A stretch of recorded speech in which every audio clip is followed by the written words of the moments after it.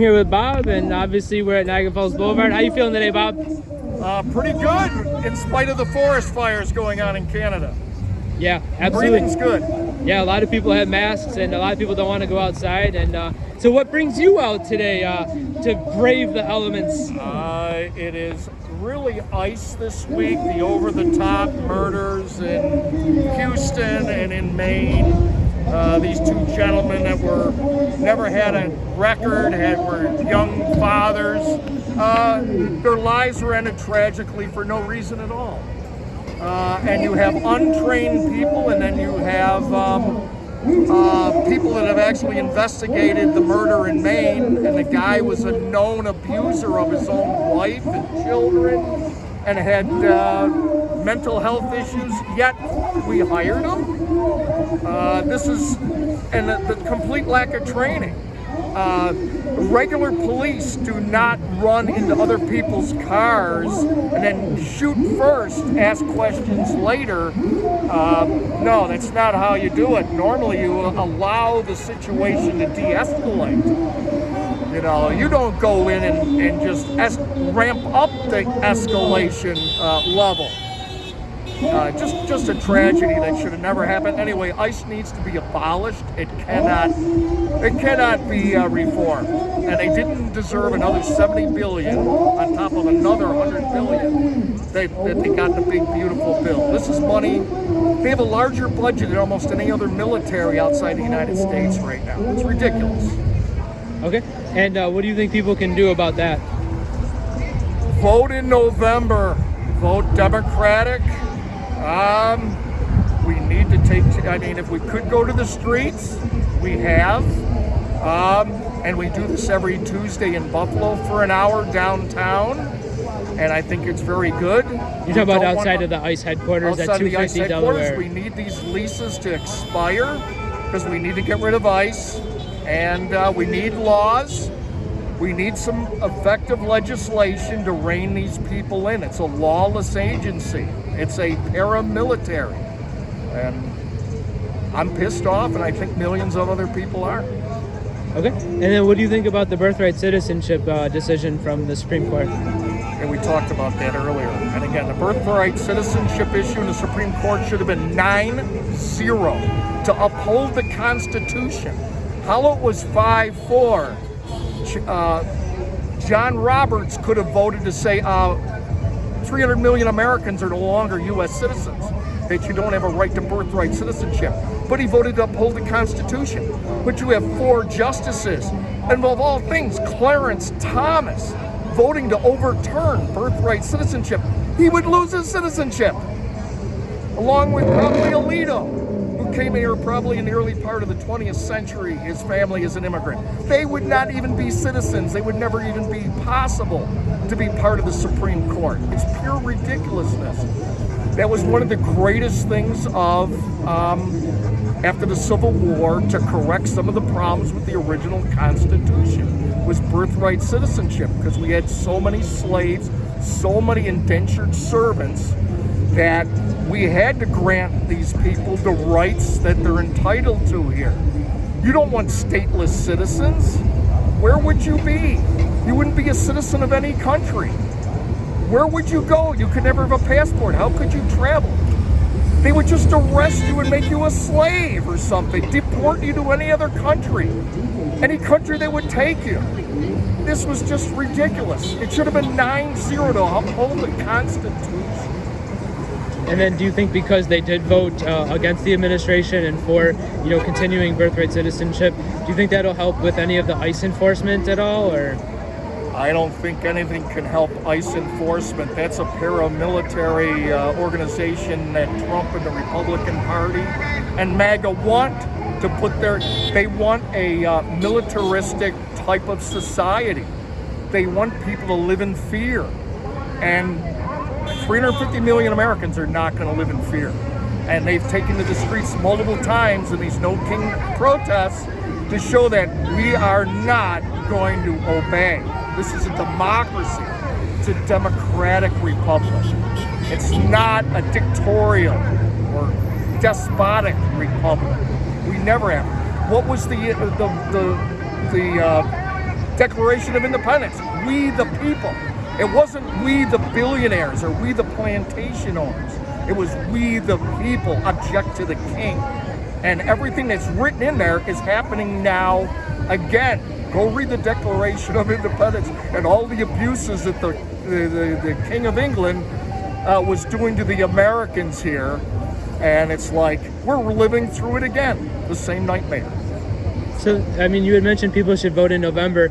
Do you think there's any ways that people can do some get out the vote efforts at all that would work the best? Yes, I know that here in Buffalo they have Dash's Markets. They're doing postcard drives all over the place in these contentious elections. I think that's great. And the postcard drive, is that sending to voters, potential voters, all voters? Yeah, I guess so. I guess they target various areas that they think they can have an impact.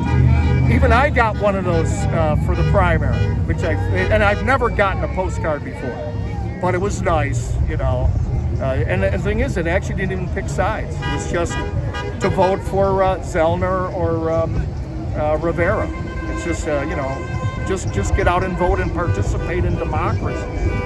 Very important. And this November, people need to turn out in droves.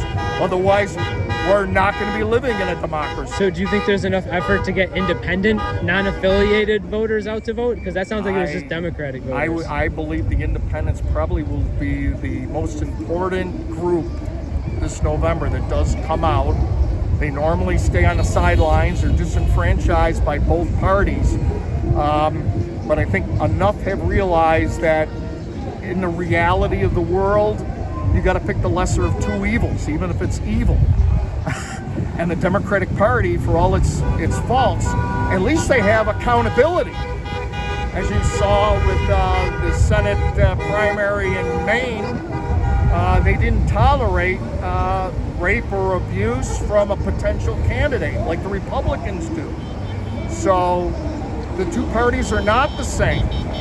And the reality is, that's the choice in a two-party system. So locally, we had the primaries and there was pretty low turnout. So, Yes. I mean, how do you think we can get more young people to vote? Because I don't think young people really care, to be honest with you. I mean, I think there are people that do care deeply about issues, but I think most young people don't. What would you say to them when they say politics doesn't affect me? Oh, I think that they have figured out that politics definitely affects them. But we'll find out in November. We did have record turnout with younger voters in 2024, but it still didn't put Kamala Harris in office. But she had a record turnout among the younger voters under 29 over the issues of affordability and housing and college education. I mean, one of the biggest things coming this November, when you look at this country has got a mental health crisis. We need universal health care. And universal health care means everybody gets mental health care. Because there's no way that normal people would vote for a sociopathic person a second time for president. So for universal health care, do you think that should be done at the state level or the federal level? I want to see more federal level, like Social Security, like Medicare for all. It's a good policy. New York State has got a great Medicaid. New York State Medicaid is awesome. The people that are in the poorest and can meet that threshold of the poverty level have the best health care. So for Medicare for all, that's been a proposal in the Congress going back more than 20 years. It's been going back to the 30s. So, I mean, in New York State, there's the proposal of the New York Health Act. That goes back to the 90s. Now, that one's passed the Assembly twice, and it has not passed the state Senate. The governor never really has ever shown support for the bill. Now, I mean, for Medicare for all in Congress, I don't even know if there's been many hearings on that bill. So, I mean, do you think we'll see better progress at the state level or at the federal level? Well, thank God New York State is and most of the blue states are on a closer level to providing their citizens universal health care. And there should be no income threshold or anything on that. If you're rich or you're poor, you'll all get health care. They try to make sure that there's all these cut lines where there's an income requirement. And the idea is to turn middle-class people and wealthy people against what is a good program for everybody. So no income,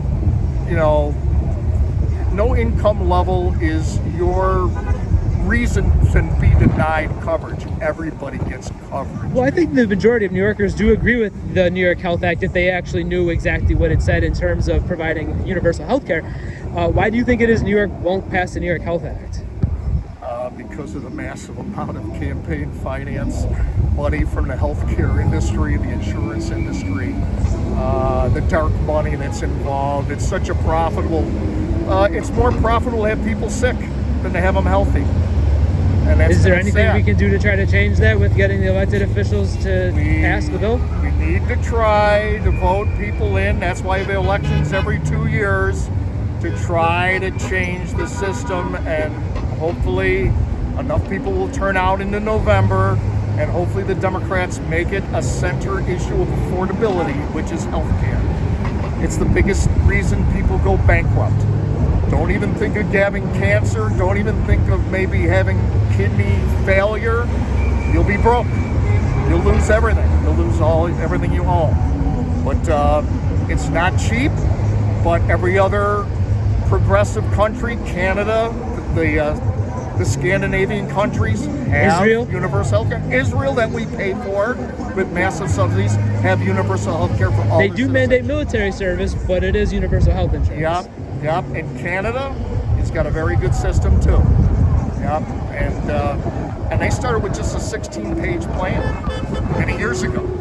You know, and it's like, yeah, adopt the Canadian universal plan. It works. I mean, right now, we have all these rural hospitals closing because they're cutting everything, especially next year in the big beautiful bill, all those tax cuts. Well, and I think even Republicans in the state legislature in New York understand that. I think even Pat Gallivan would say we need to have some reform with Medicaid reimbursement.